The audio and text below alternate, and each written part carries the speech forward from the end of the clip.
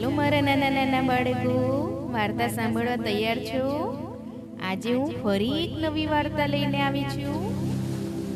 વાર્તાનું નામ છે ચાલ મારું માટલું ટુમક ટુમક.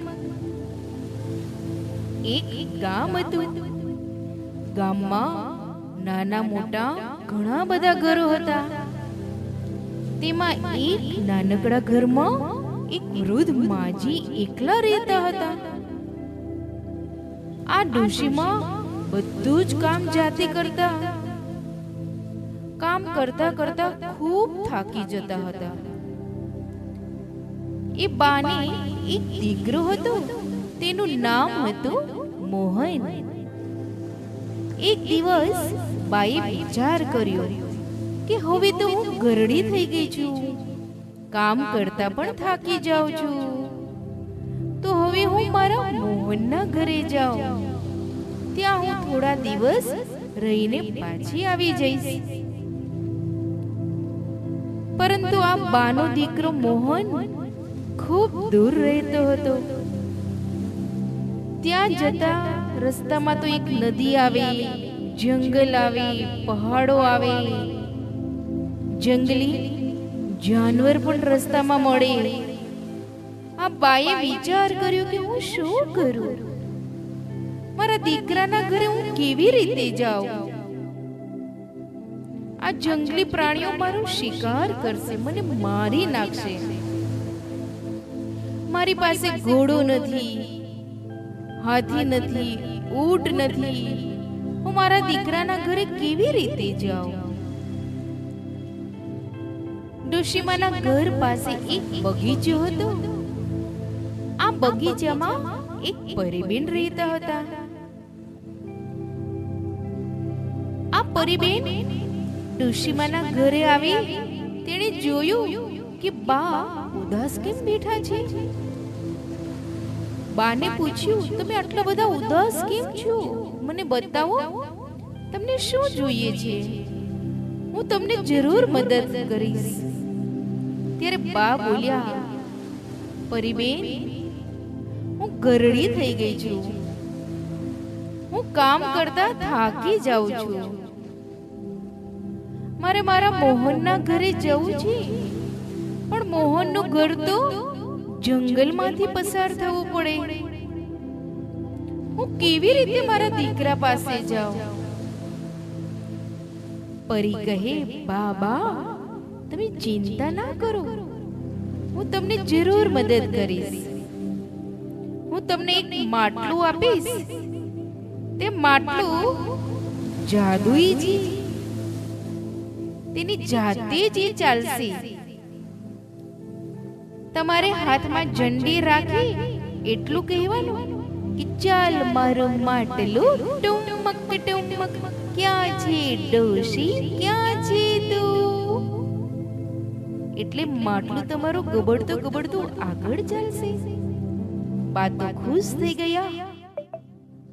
સવારે વહેલા ઉઠી ગયા, તૈયાર થઈ ગયા અને જાદુઈ માટલામાં બેસી હાથમાં ઝંડો લઈ અને બોલ્યા, ચાલ મારું માટલું ટુમક ટુમક. ક્યાં છે ડોશી, ક્યાં છે તું? એટલે તો માટલું ગબડતું ગબડતું આગળ ચાલવા લાગ્યું. નદી કિનારે પહોંચ્યું. માટલાએ તો નદી પણ પાર કરી દીધી, પહાડ પાર કર્યો અને હવે જંગલ આવ્યું. ડોશીમાં તો જંગલમાં આવી ગયા. જંગલમાં એક શિયાળ મળ્યું. શિયાળે ડોશીમા પાસે આવી કહ્યું, ડોશીમા, તમે ક્યાં જાઓ છો? ડોશી બોલ્યા, હું મારા મોહનના ઘરે જાઉં છું. શિયાળ કહે, ઊભી રહે, હું ખૂબ ભૂખ્યો છું, હું તને ખાઈશ. ડોશી બોલી, મને મારા મોહનના ઘરે જવા દે. હું રોજ મોહનના ઘરે દૂધ, દહીં, ઘી, માખણ, મલાઈ એવું સારું સારું ખાઈશ, પછી હું તાજી માજી થઈને આવું ને પછી તું મને ખાઈ જજે. શિયાળે તો ડોસીમાની વાત માની લીધી. આગળ ચાલતા ચાલતા એક સિંહ મળ્યો.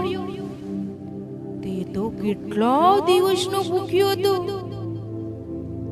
સિંહે ડોશીમાને કહ્યું, ઊભી રહે, મને કેટલાય દિવસથી શિકાર મળ્યો નથી. હું ભૂખ્યો જ છું. તને હું ખાઈશ, મારી ભૂખ પૂરી કરીશ. ડોશી તો તરત બોલી, ચાલ મારું માટલું ટુમક ટુમક. ક્યાં છે ડોશી, ક્યાં છે તું? અને માટલું તો ગબડતું ગબડતું ગબડતું ગબડતું આગળ આગળ નીકળી ગયું. સિંહભાઈ પણ માટલાની પાછળ દોડ્યા દોડ્યા દોડ્યા દોડ્યા દોડતા દોડતા થાકી ગયા. માટલું પકડાયું નહીં. એ તો નિરાશ થઈ સિંહભાઈ તો પાછા આવી ગયા. તેવી જ રીતે રસ્તામાં રીંછ, વાઘ, ચિત્તો, દીપડું આ બધા પ્રાણીઓ મળ્યા. ડોશીમાએ તો દૂર નીકળી ગયા અને મોહનના ઘરે આવી ગયા. મોહન તો બાને જોઈને ખુશ થઈ ગયો અને તરત બાને પગે લાગે છે. બા પણ મોહનને જોઈને ખૂબ રાજી થઈ જાય છે. અને ડોશીમા મોહનના ઘરે કેટલા બધા દિવસ સુધી રોકાયા. રોજ સારું સારું બનાવે મોહન, અને બા સારું સારું જમે. દૂધ, શીરો, લાપસી, મીઠાઈ, દહીં, માખણ બધું ખવડાવ્યું. અને બા તો તાજા માજા થઈ ગયા. ખૂબ શક્તિ આવી ગઈ. બા કહે, મોહન, હવે પાછા મારે મારા ઘરે જવું છે. મોહને માને કહ્યું, હજુ થોડા દિવસ તો રોકાઈ જા. પરંતુ ડોશીમાં તો માન્યા નહીં અને બીજે દિવસે માટલામાં બેસી હાથમાં ઝંડો લઈ અને તૈયાર થઈ ગયા અને બોલ્યા, ચાલ મારું માટલું ટુમક ટુમક. ક્યાં છે ડોશી, ક્યાં છે તું? ચાલતા ચાલતા ડોશીમાં નદી કિનારે પહોંચી ગયા. ત્યાં થોડી રેતી લીધી. એક થેલીમાં રેતી ભરી રસ્તામાં ચિત્તો મળ્યો. ડોશી, ડોશી, તને હું ખાઉં. ડોશીમાએ તો હાથમાં રેતી લીધી, ચિત્તાની આંખમાં નાખી અને ચિત્તો તો આંખ ચોળતો જ રહ્યો અને માટલું આગળ નીકળી ગયું.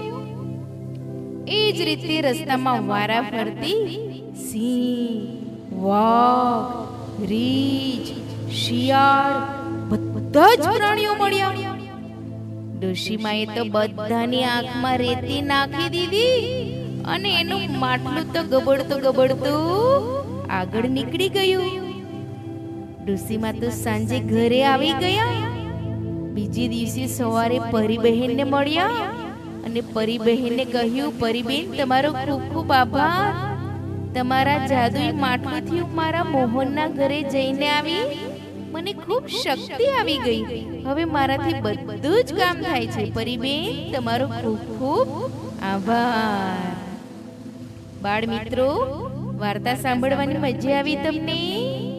જો તમને વાર્તા ગમી હોય તો લાઈક કરો, શેર કરો, કમેન્ટ કરો અને મારી ચેનલને સબસ્ક્રાઇબ કરવાનું ભૂલશો નહીં. ફરી મળીશું નવી વાર્તા સાથે. આવજો. एक एआई आपको इंग्लिश कैसे सिखा सकता है? शायद यही क्वेश्चन सबके माइंड में होगा, लेकिन ये एआई यहाँ पर लाख